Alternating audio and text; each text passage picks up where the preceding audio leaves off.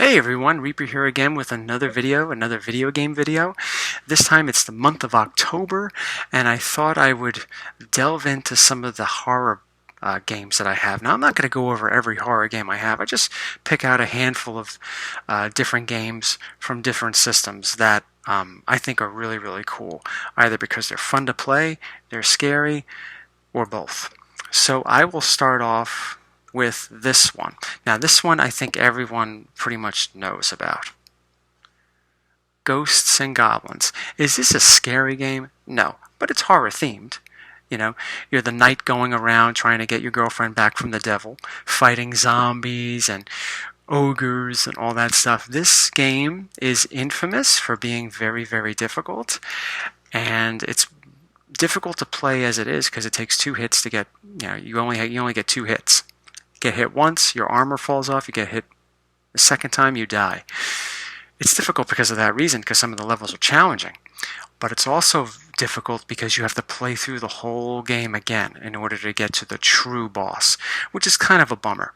But I did it, and it was challenged. The second time around's harder. It seemed like it was a little harder. But it's still a classic game, really cool. Any Nintendo fan would tell you that. Last one for Nintendo for this video. Once again, very well-known game. Well-known because it's made by LGN, which is notorious for making bad games. This game is notorious for having the purple-colored Jason. I think he even got his own action figure. Is the game fun? Its play control is a little awkward. It's kind of difficult. It's your typical LJN difficulty, which is usually very, very hard for many reasons, because just the game is hard, or because that the game sucks. But I enjoyed it. I got this as a kid. When I went to Toys R Us and I saw this there, and I saw this, like, oh wow, this looks awesome. I just had to ask my mother for it, and being the good mother, she bought it for 8 or 9-year-old me, or whatever the hell age I was at the time. Another horror game. This game right here, I think, well, it didn't really introduce horror to me, because Friday the 13th pretty much did that. Friday the 13th and Ghosts and Goblins. But this game introduced like gory horror in video games for me. Before that, you play a game like Ghosts and Goblins or Friday the 13th or even Nightmare on Elm Street for Nintendo, which I'll show in another video. You don't see blood, you don't see gore, it's just a horror-themed game.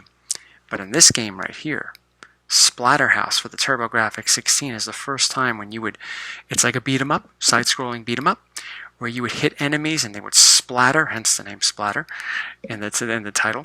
Splatter up against the wall, splatter on the floor, splatter all over the place. It was really gory, and when I first saw that, I first played this over at my friend Joe's house when he had the TurboGrafx 16. I didn't have it.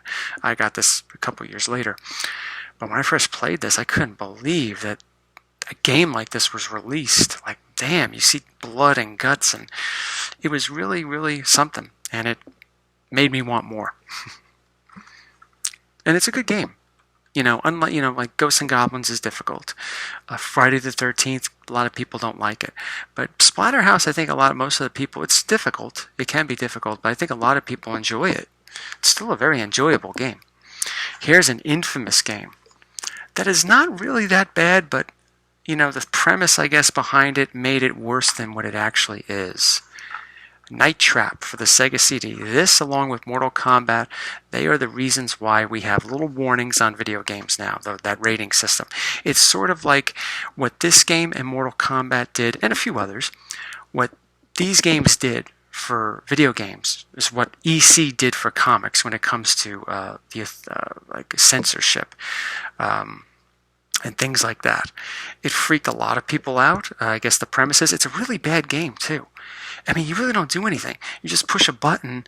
I mean, you push buttons for games, but you just push a button to just sort of like check cameras and to make sure you save the women before the aliens or whatever the hell they are get to them. But you don't do any action like in Splatter House. You go punch zombies, you jump, you do some platforming. You don't do any of that in this game. It's not a good game. But it has become a cult favorite because of the cheesy acting, Dana Plato's in it. Remember her from Different Strokes? And they just re-released an updated version of this. I mean, it's the same game, but they released it for a limited amount for PlayStation 4, I think Xbox, I'm not certain on that, and the Nintendo Switch. So it's definitely a classic game, despite the fact that it's not as scary as people made it out to be. It's not as graphic as people made it out to be, and it sure as hell is not as good. I don't think people ever made it out. I don't think people ever argued it was good. So I was on a roll, but I had to stop. I had to stop my parallel structure. Okay, this one I think is a bit of a hidden gem. A lot of people may not know about it, but it is a good game made by the people that make Elder Scrolls and Fallout. Call of Cthulhu Baits, based on H.R. Lovecraft. His Cthulhu series. I believe the Cthulhu series has inspired people like Alan Moore and Neil Gaiman in their writing and their work. And man, this game is twisted. The play control's a little off. It's very similar to Elder Scrolls, where first-person view and all that, but it's creepy. It's definitely a creepy game. It's dark, it's ugly, it's dirty, and it definitely has mood, a lot of mood in it. And I think it's relatively unknown. A lot of people maybe start to realize or start to discover this game, but it is a pretty good game. Another game that came out for the Xbox, this time it's for the 360, one of the first games to come out for the 360, and I have very fond memories of playing this. Condemned, Criminal Origins. Basically, you are some sort of detective, and you're going into these abandoned buildings looking for clues, using forensic devices to pick up on bizarre murder scenes and all that stuff. It has a really psychological, it's a real psychological game, and you see the character going through psychological issues as you play through. I remember playing this like in the middle of the night, and it just amplified the mood, and I have a lot of fond memories of playing it. It's a good game. Play control's good. It's made by Sega, so definitely pick it up. Last two for this video. How could I make a video on horror games without mentioning this? Resident Evil. This is it. This is everything that I ever wanted in a video game. Horror, good play control. It was funny because of the voice acting's incredibly cheesy, and it was made by Capcom, which was they were known for making Mega Man type games or Street Fighter games, and among other things too, but never a game like this. This game right here, and I mentioned it in my Resident Evil video, I believe. This game was originally supposed to be a remake of a game that came out by Capcom in 1989 in Japan only, called Sweet Home. It was a survival horror game that had more RPG Final Fantasy elements, but it was more survival. You had to make sure you had limited amount of weapons, limited amount of ammo, limited amount of health items. And they wanted to do a remake for PlayStation, but eventually it became its own game, Resident Evil, and spawned a tremendous series. For those that haven't played the new Resident Evil that came out last year, it was really good. It's really good. And the last game for this is a PlayStation 2 game I have called Kuon. Very, very moody, atmospheric type of game. When I say moody, I mean, how could a game be moody? It's probably the wrong adjective to use. But it definitely has mood and atmosphere when it comes to the environment, the characters, the story, all that. It takes place, I think, in the 1200s or 800s or whatever, very early on in Japan. And, dealing with all that Japanese horror, like vengeful spirits and all of that, all included in this game. I know some people argue that the play control is not that good. Well, it depends on who you ask. I enjoyed it. I enjoyed the game.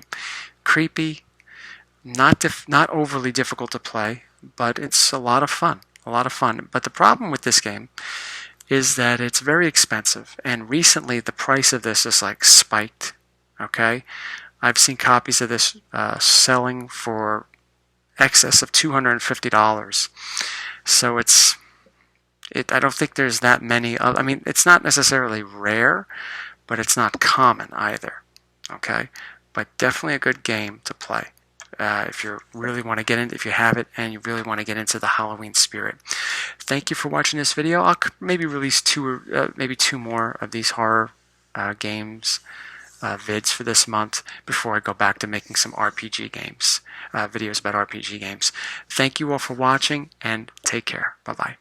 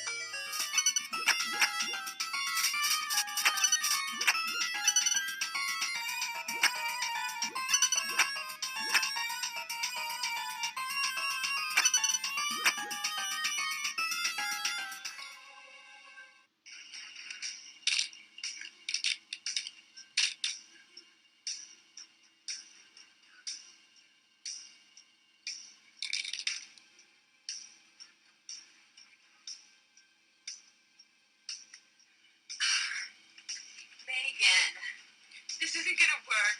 You're not scaring me. Wait. What are you doing? No!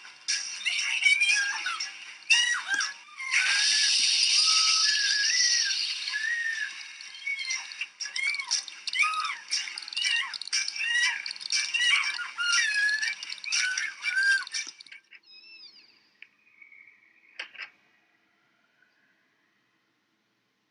You're still looking pallid, sir. You're needing to have yourself some rest. Sleep well, and keep down the racket. Us Innsmouth are quiet folk.